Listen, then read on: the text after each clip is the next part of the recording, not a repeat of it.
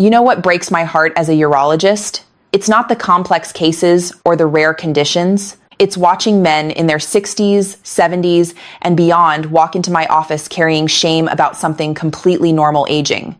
But here's what really gets me.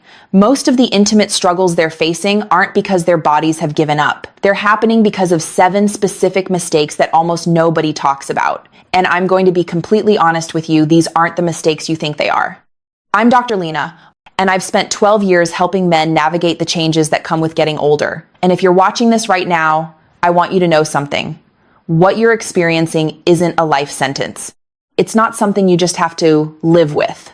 Most of the time, it's something we can understand, address, and improve. Before we go any further, do me a favor, hit that like button if you want more honest health conversations like this one, and drop a comment telling me where you're watching from. I read every single one, and it reminds me why I do this work. Now, let's talk about what's really going on. Here's the myth I hear constantly. Doc, I'm over 60. This is just what happens. There's nothing I can do. And I understand why men believe that. Society tells us that aging means accepting decline. Your friends joke about it. Commercials suggest the only solution is a little blue pill. Even some doctors, and I hate saying this, will brush off your concerns with, well, you're getting older. But here's the truth that most men never hear. Your body at 60, 70, or 80 is still remarkably capable of intimacy, pleasure, and connection. Yes, things change. Hormones shift. Blood flow patterns adjust. Recovery takes longer. But decline, that's not inevitable. What is happening is this. Most men are unknowingly making 7 specific errors that amplify the natural changes of aging. These mistakes affect your circulation, your hormone balance, your nervous system response, and your mental state. They create a cascade effect where one small problem triggers another, then another, until you're dealing with something that feels overwhelming. But here's the beautiful part. And please hear me on this, most of these errors are completely reversible, not overnight, not with some miracle cure, but with understanding and small, consistent adjustments. So today, we're going to walk through these 7 overlooked mistakes together. I'm going to explain what's actually happening in your body, why it matters to your daily life and dignity, and most importantly, what you can do about it. Now, before we dive in, I want to share why this conversation matters so much to me personally. In my 12 years as a urologist, I've sat across from thousands of men having the hardest conversations of their lives. I've seen the frustration in their eyes. I've heard the silence that fills the room when they can't find the words. I've watched marriages strain under the weight of things that aren't being said. But I've also witnessed something incredible. When men understand what's happening in their bodies, not just the what, but the why, everything changes. The shame lifts, the fear becomes manageable. And suddenly, improvement doesn't seem impossible anymore. I remember one patient, Roger, who came to see me at 67. He'd been avoiding intimacy with his wife for 2 years because he was terrified of failing.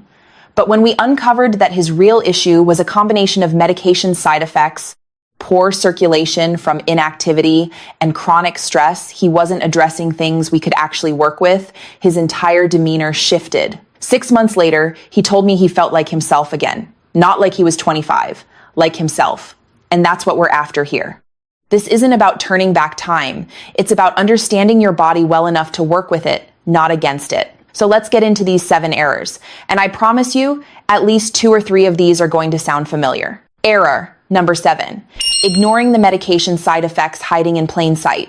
Let's start with something that affects almost every man over 60, but hardly anyone connects the dots on: medications. If you're taking pills for blood pressure, cholesterol, anxiety, depression, or even just occasional heartburn, there's a very real chance those medications are affecting your intimate health, and nobody warned you about it. Here's what's happening biologically. Many common medications, especially blood pressure drugs, antidepressants, and even some acid reflux treatments affect the delicate balance of neurotransmitters and blood flow that intimacy requires. They're doing their job for your heart or your mood, but they're also dampening signals, reducing circulation to certain areas, or altering hormone metabolism. Now, emotionally, this is devastating because you think something's wrong with you. You think you're broken. But really, your medication is just creating an unintended side effect that nobody mentioned when you picked up that prescription. Practically, this shows up as difficulty with arousal, reduced sensitivity, delayed response times, or sometimes complete disinterest. And because it happens gradually, you might not even realize it started when you began a new medication 6 months ago. Here's what to do. Don't stop your medication. Please, I cannot stress this enough. Don't just quit taking something your doctor prescribed, but do have an honest conversation with your physician. Say, I've noticed changes in my intimate health since starting this medication. Are there alternatives we can try that might have fewer side effects in this area? Many times, there are. Different classes of blood pressure medications, for example, have vastly different side effect profiles. Your doctor can often find something that protects your heart without compromising your intimate life. And if you're watching this thinking, I should probably check this out, drop a comment below. Let me know if this resonates, because I guarantee you're not alone. Era number 6, treating your body like it still runs on 30-year-old fuel. This one's tough because nobody wants to hear it, but I'm going to say it with love. What you eat matters more now than it ever has. When you were younger, your body could compensate for a poor diet. Your vascular system was resilient. Your hormone production was robust. You could eat fast food 3 times a week and still function fine. But after 60, your body needs support. And one of the biggest overlooked errors I see is men continuing to eat inflammatory, circulation-damaging foods without realizing how directly it affects their intimate health. Here's the biology. Intimacy requires excellent blood flow. Your blood vessels need to dilate quickly and efficiently. But when your diet is high in processed foods, excess sugar, and unhealthy fats, you develop something called endothelial dysfunction. That's just a fancy way of saying the inner lining of your blood vessels gets stiff and inflamed. Blood doesn't flow as freely, and that affects everywhere blood needs to go, including the areas critical for intimate function. Emotionally, this shows up as frustration and confusion. You think, why isn't my body working? But your body is working, it's just working with the materials you're giving it. Practically, this means difficulty achieving and maintaining firmness, reduced stamina, and longer recovery times between intimate encounters. Here's what to do. Start thinking of food as medicine.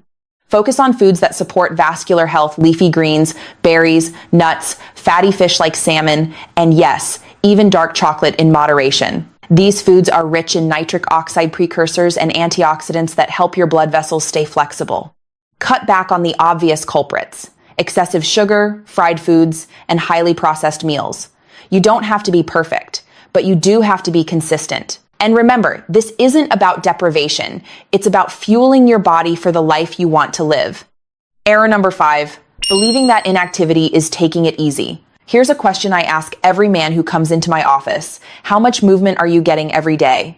And the answer far too often is not much. I'm retired. I'm taking it easy. Gentlemen, I need you to hear this. Inactivity is not rest. It's not preservation. After 60, inactivity is one of the fastest paths to functional decline, including in your intimate life. Here's why.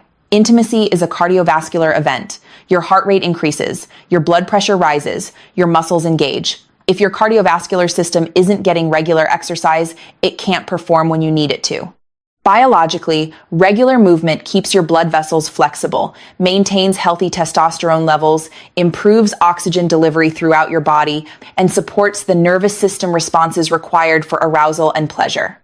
When you're inactive, the opposite happens. Your circulation slows, your muscle mass decreases, your testosterone production drops even further. And all of this creates a feedback loop where intimacy becomes harder, so you avoid it, which makes it even harder next time. Emotionally, this creates a sense of helplessness. You feel like your body has betrayed you, but in reality, your body is just responding to the signals you're giving it, and right now, you're signaling that it doesn't need to maintain those functions. Practically, this shows up as fatigue during intimacy, difficulty with arousal, reduced libido, and sometimes even anxiety about whether your body will cooperate. Here's what to do. You don't need to become a marathon runner. You need consistent, moderate movement. 30 minutes of walking daily is genuinely transformative.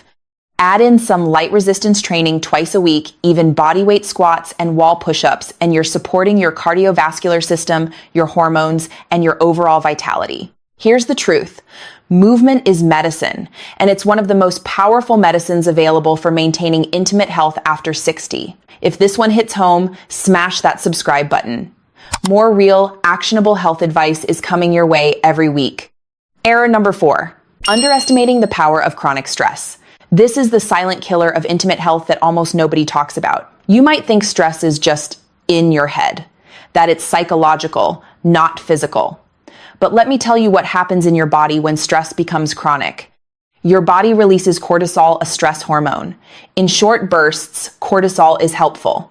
It prepares you for action.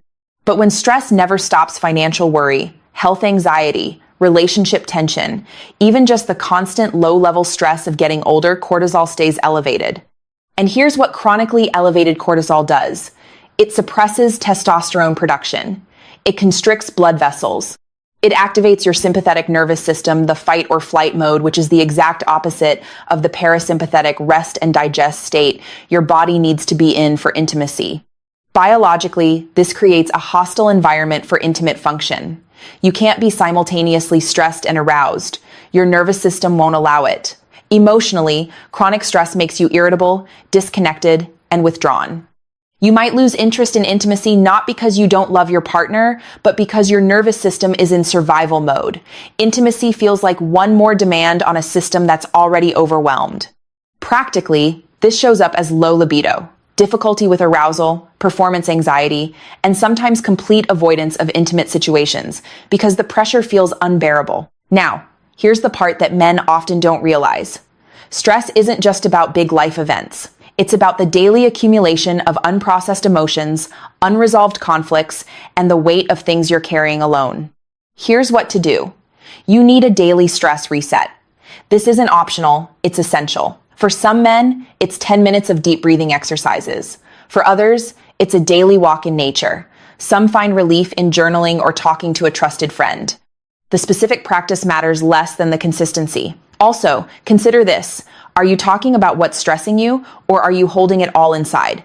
Because isolation amplifies stress. Connection dissolves it. And if you're thinking, I don't have time for stress management, I hear you. But if stress is stealing your vitality, your intimacy, and your joy, can you really afford not to make time? Error number 3. Accepting poor sleep as normal.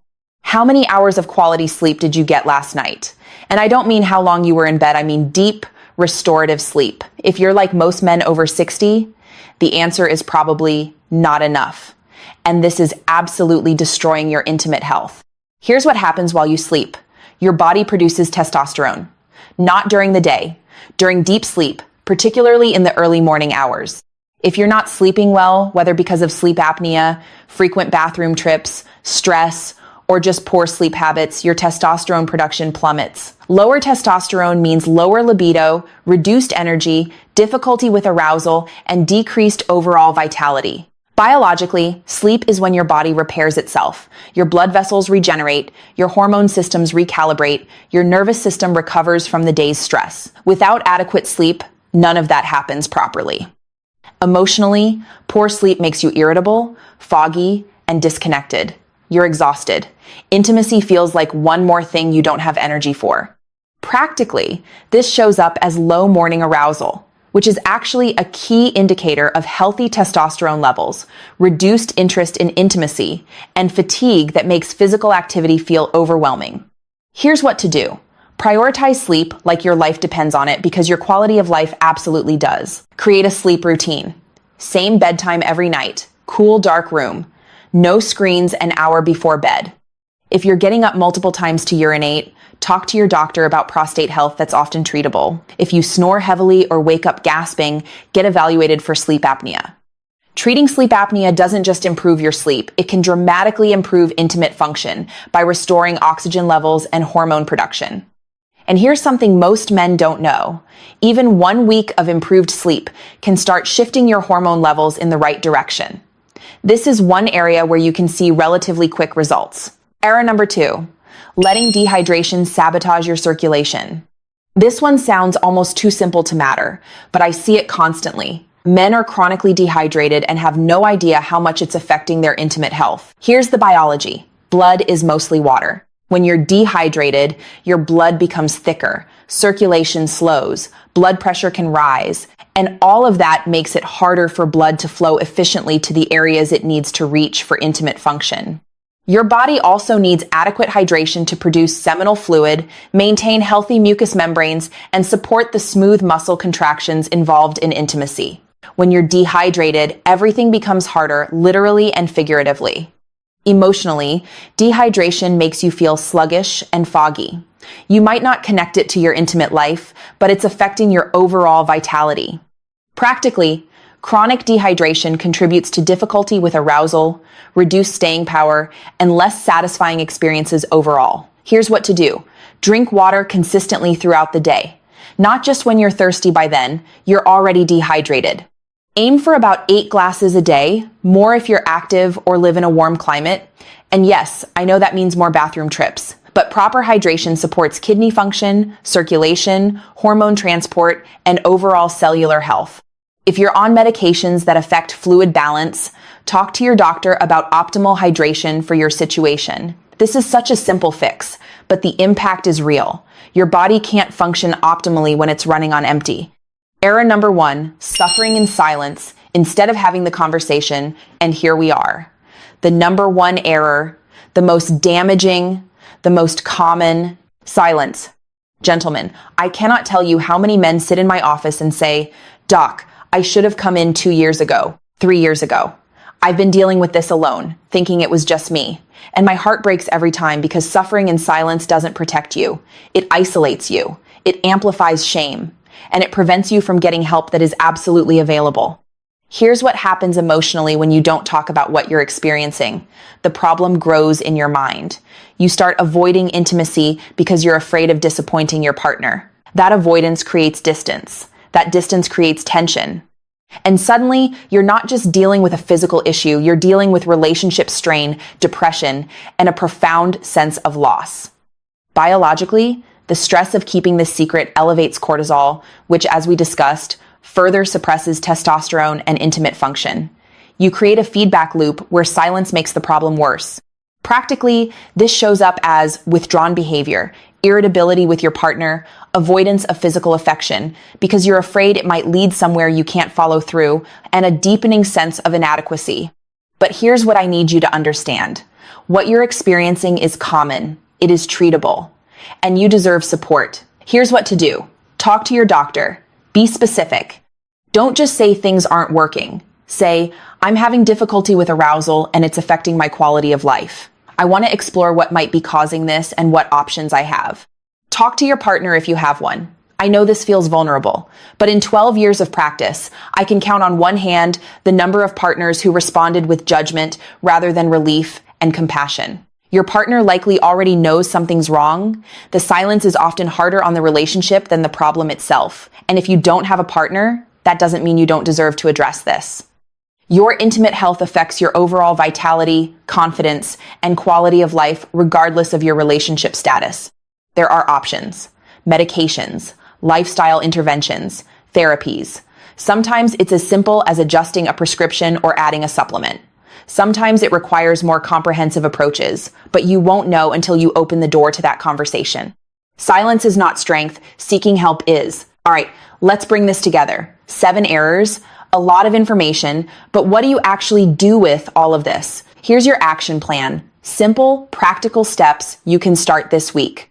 Step 1, schedule a checkup with your doctor. Print out this list of 7 errors and bring it with you. Say, "I want to review my medications for side effects, discuss my hormone levels, and talk about my intimate health."